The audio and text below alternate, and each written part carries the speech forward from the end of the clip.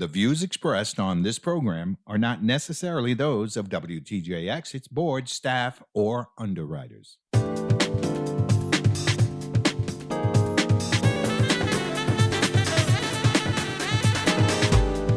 Good morning. You are listening to Ability Radio. I am one of your hosts, Amelia Headley Lamont of the Disability Rights Center of the Virgin Islands. And this morning we have the privilege of talking to an artist who visited our fair shores not too long ago. Her name is Chloé Duplessis, and she will tell us about her work, her involvement, I guess you could say. She comes to the disability community quite honestly, we could say. But good day, good morning. How are you? Yes. Good day. I am well. Well, one of the things we'd like our audience to know is that you are an artist, an historian, and a curator. And in addition to that, you are a woman who is legally blind. Now, some may want to know, how have you been able to navigate all those responsibilities? Right. Well, it didn't happen overnight. Yeah, I'm sure. My mother is legally blind because she has a genetic condition. So I grew up with a heightened sense of awareness around how we have to adjust and make modifications in everyday life and how we should. But additionally, she was a businesswoman. She was a civil rights pioneer, and she was active in our community and with our church. So I also saw this aspect of womanhood that was just showing up, just consistently showing up, as so many women, especially women of color, do. So I was not always legally blind. Now, of course, I was the kid that always wore glasses. I was that kid. When they do the vision test in elementary school, they sent me home with 2 notes. And they were like, get this kid glasses. So I was that kid. It wasn't until I was actually 39 that I was diagnosed. I just started having fuzziness of vision. And I thought it was just because I was working long hours. I had dry eye, but they did confirm I had Stargardt disease. And it's a rare form of genetic macular degeneration that affects your central vision. So gradually those cells die, and then it spreads to the rest of the eye. So in the first 2 or 3 years, you lose vision. That's where I am right now. I've lost about 40% of my vision. And then the next stage is color blindness. And then there's an eventual closing of the curtain, so to speak. And when I meet people, sometimes they can't even tell that I'm legally blind. But most times once they find out what I do, they're just like, so how? I started out in photography 20 years ago in college. I was going to college in New Orleans, a great place to go to college. Everything was so vibrant. The culture was within arm's reach. Right. And it was just my hobby. And then I transitioned to working in hand collage, actual collage pieces, and loved that. And then as my vision began to decline, I was already working in my day job doing a lot of digital work for my clients. And I thought, you know what? There's an opportunity for me to take what I'm doing in digital and just move it into my medium. So I'm just really grateful to God that was an opportunity. And the great thing about digital art is I'm able to expand the piece I'm working on sometimes 300 to 400 times. Wow. So I'm able to actually, what may be like the size of a pencil could literally be the size of, the height of maybe 4 or 5 feet, given the equipment I'm using because of the detail and the technology I'm using. So that's how I'm able to actually navigate in this season. But I've also kind of moved into fabric art as well, because I'm very aware that at some point I will be fully blind. So fabric art, I'm trying to visualize it. Is it like a quilt or putting pieces together as though you're presenting a collage? Oh, I wish I was disciplined enough to be a quilter. Oh, no. That's not my lane. Much respect to quilters. But I did grow up with quilts around the house. And I think as a young person, you kind of dismiss it or take it for granted. And now in my early 40s, I know how beautiful those were because those were actually created by people in my family. So I have had this renaissance of sorts in my work over the past 5 years, moving towards the fabric because I can feel it. It doesn't require a great deal of vision. And I just allow energy to flow through me. So my fabric pieces are informed, like much of my work, by oral histories I collected my travels and by actual lesser known historical events, which I think is pretty cool because I'm a historian by trade. So I do burlap for all of my pieces. It's a natural fabric. It's resilient. To me, it represents people of color Mm-hmm. because you can pull it, honey, but you can Yeah. unravel burlap to a certain degree, but Mm. it's going to remain intact at its core. And that's such to me a testament to who we are as a people. And I just love it. And then I will actually take the fabric when I travel. If people ask me how they can bless me or bless the work, I always say, if you're not in a position to purchase a piece or to hire me to work with your community, gift me fabric. Do you have fabric that is native to your place, your community? And then we bless the fabric. And that, I think, gives the pieces an added measure of depth, because nothing against it, but it's not like going into a fabric store. These Right. are actual pieces that are hand woven or gifted. And I just feel like fabric art carries a lot more weight. Mm-hmm. Mm-hmm. Wow. That's profound. That was a very profound answer. I'm speechless. You said that you're a historian as well as a curator. Tell me about your focus then as a historian. Yes, yes. So my focus is on accessibility, the history of accessibility, the need for elevating accessibility.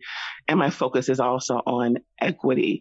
So what that looks like in my work, it looks like creating collections of work that are very, very detailed and hopefully very nuanced, but that present opportunities Mm-hmm. to honor the ancestors always. So honor lesser known persons, the nameless persons that have gone before, because their lives do matter and still matter. That's why we are here. Right. Additionally, it looks like elevating opportunities for people to see a piece of my work and experience it and begin having the conversation. Because I think specifically in the United States, we have not been very good at having conversations. People dismiss things, they pretend they don't exist. And I think, quite frankly, that's why 2020, among many other reasons, is why it was the year that it was. Now, I started my practice long before that kind of that year of reckoning around Mm-hmm. social justice and equity. But I think that there's always been a need. And again, I am originally from the South. So I kind of grew up in this culture that wanted to embrace everything from people of color, wanted to embrace the food, the music, the art, our whole way of existing. But oftentimes when it came to access and equity to things that could actually improve our quality of life, there wasn't a question. There wasn't a question that you shouldn't even ask for those things or want to be seen, desiring those things. And that really struck a chord with me. And I wanted to create the work in a very loving and respectful way, but I also honor the fact that these people have been doing great things for years, and there are opportunities for us to come together around the work. And that's how the history is fused into the work. Because I think if I was just generating my own story, while that would still have value, Mm-hmm. that looks almost like everything else. When I create these pieces of work that are inspired by actual historical events that a lot of people are not aware of, Mm-hmm. I think it gives a sense of value and credibility to the movement. Additionally, when I'm balancing that in real time by collecting a few oral histories from people of color of the diaspora in modern day, you get these sprinklings of, oh, so that is still going on. Oh, this is an issue that I should be aware of. Right, right. Yeah, we are often asked the question, well, that was, slavery was a long time ago, or Jim Crow was a long time ago. Well, get over it. Well, no, we're still very much informed by those not so nice events, to put it lightly. For sure, for sure. And I do encounter that. Not so much. I'm sure people still have that viewpoint. They just know not to bring that foolishness to me. But Right.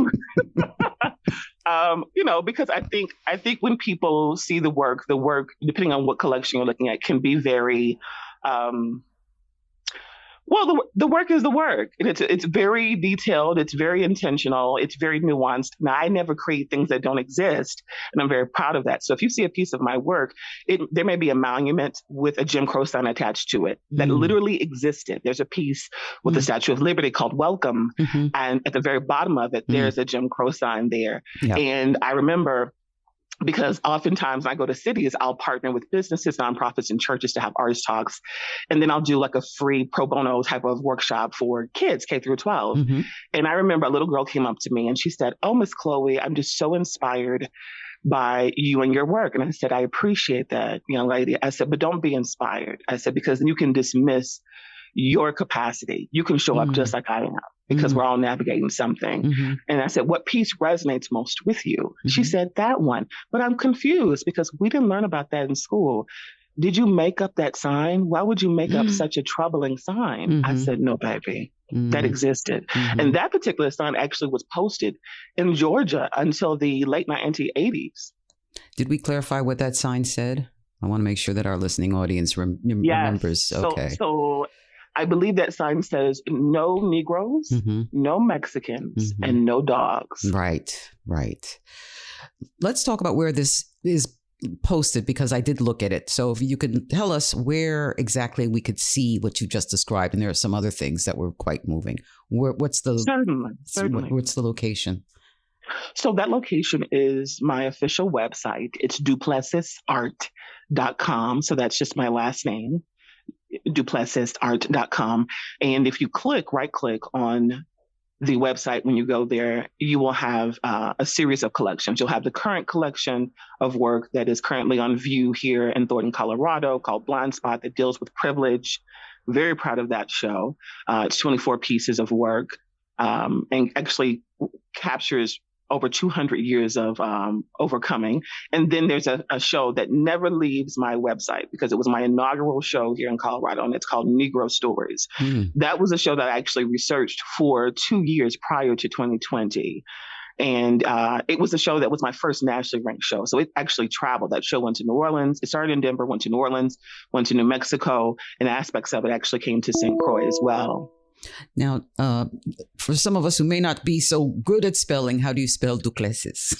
Absolutely. And I was about to spell this good old South Louisiana last name. So it's Duplessis, Duplessis. Due? P as in Paul. Okay. Now, that would be interesting. Okay. So spell it for us one more time, please. Certainly. So D as in David, U as in unicorn, P as in Paul, L as in lake, E as in egg, S as in Sam, S as in Sam, I as in icicle, and S as in Sam. Duplessis. Okay. I was writing a C. That's why I got confused. Okay. Oh, okay. That's a new take on it. That's right. So one of the gallery pieces that I saw that really resonated with me, one was the nickname, which we could see how we could talk about that one. But the other one was just the little girl who went to a birthday party and then realized that she was not included in the whole celebration. That broke my heart. Yes. Can you talk about that one? Because my gosh. Yes. And actually, aside from the nickname piece, which is my actual Negro story, the little girl, that was the piece that resonated most when we traveled with persons of all backgrounds and all experiences. And I think it really, if you are a parent or a caregiver, a loving caregiver, it resonates with you, because your whole focus is to protect children. And that should be. And if you are someone who is not a parent or a caregiver, you still had to experience childhood. So that story was actually a story that I collected. One of the first stories I collected when I started that oral history process for that body of work. And it's a dear friend of mine. Her name is Donicia P. Now, typically, I do not release the names of the people who actually offer their stories, but she was very encouraging and supportive, and very mindful of the work we were doing. She's a journalist, and we've been friends for years. We literally went to middle school, but I remember I was telling her about the body of work I was doing, and I said, do you happen to have any stories you'd be willing to share? And she said, I have so many, I don't even know which one to share.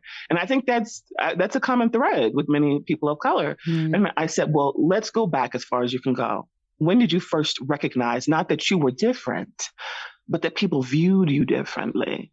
And she said, a birthday party. I said, oh, really? She said, yeah, I was in kindergarten, and it was my first birthday party, and I was so excited. I got a new dress. I had a ribbon in my hair. My mama did my hair, girl. And I was overjoyed. And I remember walking to the house for my best friend's birthday party. And the time it changed at some point. The birthday party was originally supposed to be, I believe, on that Friday, and then it shifted at some point and it changed. So she was happy she was still able to go. Her mom's walking with her. You have this whole scene of the anticipation of that, because no matter how you grow up, birthday parties are a rite of passage for us. They really, really are. Right. They are. Especially they are. You look forward to it. It's a whole thing, you know. So she's walking to the door, and they knock on the door, and the door opens, and her friend's mom answers the door, and they're like, "Hello!" Like, we're here. They're overjoyed, and Donicia remembers the woman's face just dropped, just completely shifted. Mm-hmm. And I said, "What happened?" And she paused, and she said, "I saw children behind her, and they were playing." I said, were you late to the party? She said, "Chloe, they had on pajamas." Oh. I said, "Wait, what?" She said, "They had on pajamas. The birthday party was a slumber party." And immediately, Donicia's mother ushers her in, sits her down, and calls the woman over to speak with her. Mm-hmm. And it turns out that for this specific story, they were going to have a day party, but when the theme shifted, Mm-hmm. the guest list shifted. Wow. And to me, that really, I feel like whether it's corporate America, your first job, your first experience, college, whatever it is, I feel like every person of color, no matter where they come up in, they have that feeling at some point in life of, oh, so okay, all right. So she identified that was the very first time, not that she felt differently, but that people viewed her differently. And she was 5. Oh, wow. She was 5. So, her mom, like most amazing mothers, was like, do you want to stay? Do you want to leave? What do you want to do? Because as you can imagine, she was hot. Of course. So my mama would have been like, "Let's go." Mine too.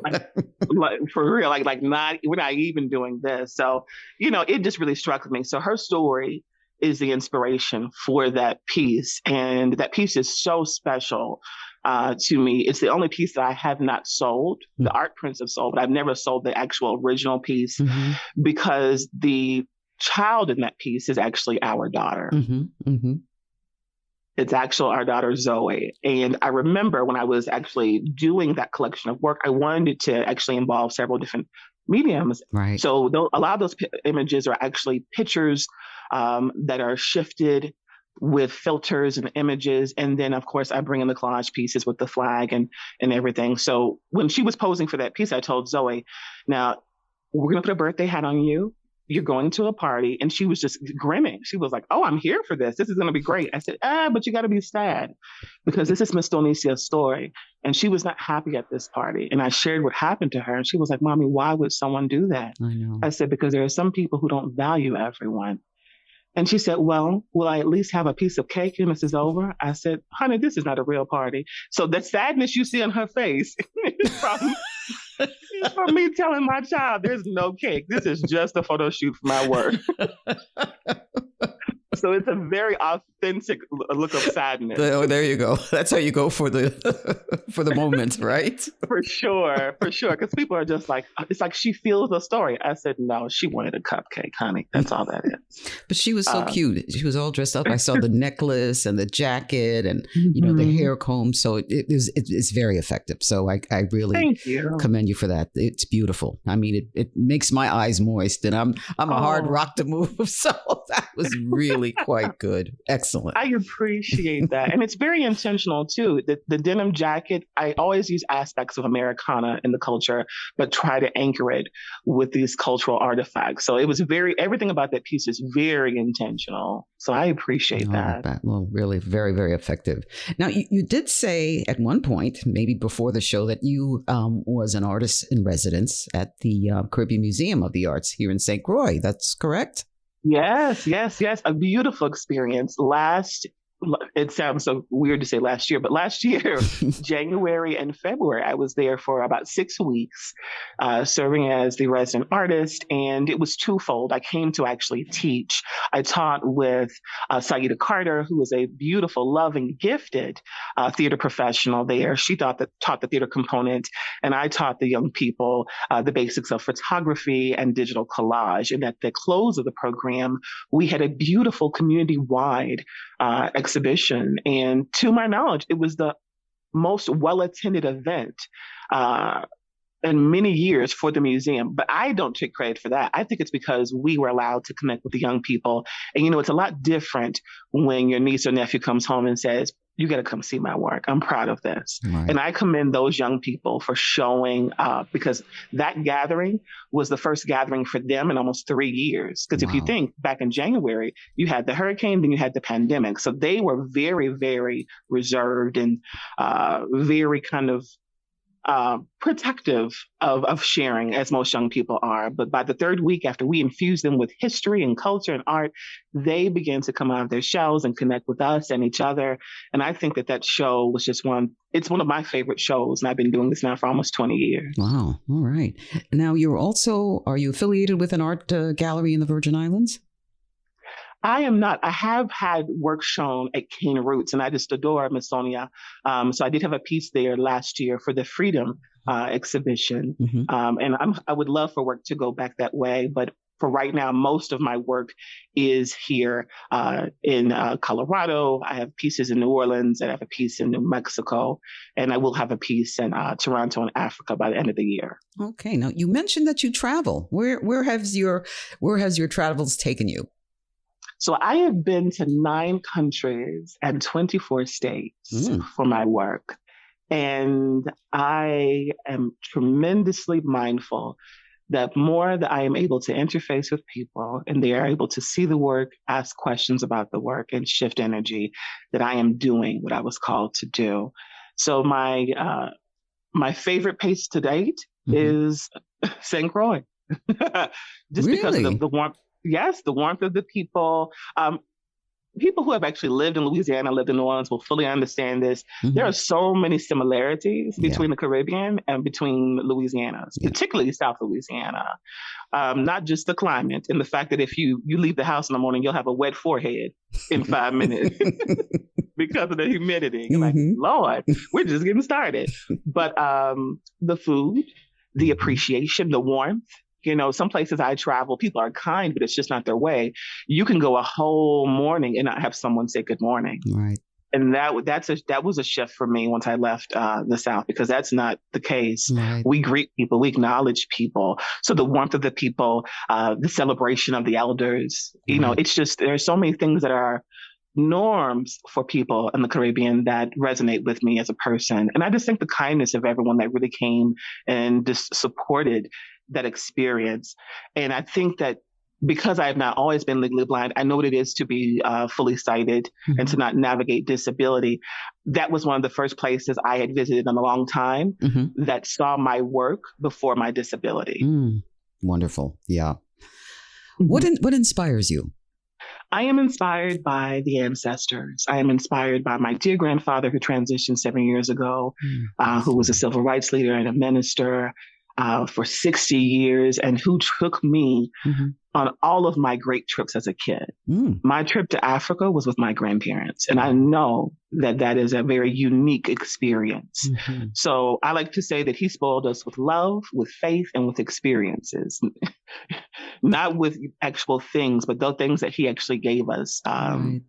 Are still a part of my experience now. And I'm very aware of persons like him and my other ancestors in my family, that I am the walking expression of their prayers. And I take that very seriously. Also, James Baldwin, Nina Simone, Zora Neale Hurston, Audre Lorde, Toni Morrison, whose real name was Chloe. When I found it out in high school, I was like, yes, sister, come on. Kindred spirit. Kindred spirits, Madam C.J. Walker, who was, who was actually born a few hours away from the plantation my great-great-grandmother grew up on, and then came to Denver. So I feel like when I learn about the history and I embrace the history of where I'm traveling and going for, whether it's for a body of work or for my journey, there are all of these paths that we're walking on, and we're not the first to walk them. And when you have that sense of awareness, I think it deepens the work. So the ancestors definitely deepen the work. I do a lot of work that dates back to transatlantic slave trade. It dates back to the period of Reconstruction, the period after slavery. And occasionally, if it's something that really, really resonates with me, I'll do current day, modern day pop culture events. But those things inspire me. And truly, there's never a shortage of those things, unfortunately. Right. Those opportunities to discuss and dissect and hopefully come together. And then lastly, my daughter. My daughter inspires me. I was an older mom. Mm-hmm. I remember when we got word that we were going to have her, I was like, are you sure? Can we check again? Real? I was like, because I'm old. But we wanted a kid for many years, and we decided it wasn't going to be our path. And when we made peace with that, I think God has a way of laughing and shifting things. And it was like, surprise, you're about to be a parent. And she changed the game for us as a couple, as a family. And she is so full of joy. And I see her, I see my ancestors in her. I see my grandfather in her, my great grandmother. There are things that she will offer or say that I know that, that they're with her. And I'm really doing this work, honestly, to create a sense of awareness about accessibility and history and build community. But I'm also doing this work, truthfully, to create a beautiful record of how I see the world, so that when my vision goes, Zoe will always have that. Well, you may have touched upon it earlier, but let's reiterate. What new projects are you working on? Is there something new that you're bringing to the world, so to speak, that you'd like to let us know? Always. Always. So I just released on the 19th of January my winter show, and that show is called Blind Spot. And of course, it's a play on words because, of course, the blind spot is the area of the eye that is not necessarily open or accessible to light. And it also centers a privilege and accessibility. And I believe that those things are intertwined because I believe that the scourge of racism and discrimination prevents us from accessing light and holds us back. So that show actually has a series of oral histories and historical events that are inspired by those themes. Additionally, the signature piece, which is called Blind Spot, is an actual manifestation of my journey as a woman of color and navigating disability. So the piece can actually be viewed on my website or the virtual tour on my YouTube page at Duplessis Art. But you see a labyrinth. There's a labyrinth, and then you see like halos floating. And for people experiencing genetic macular degeneration, like those who have Stargardt, like I do, that happens. Not every day, but some days I actually see bright bursts of light and things move and shift.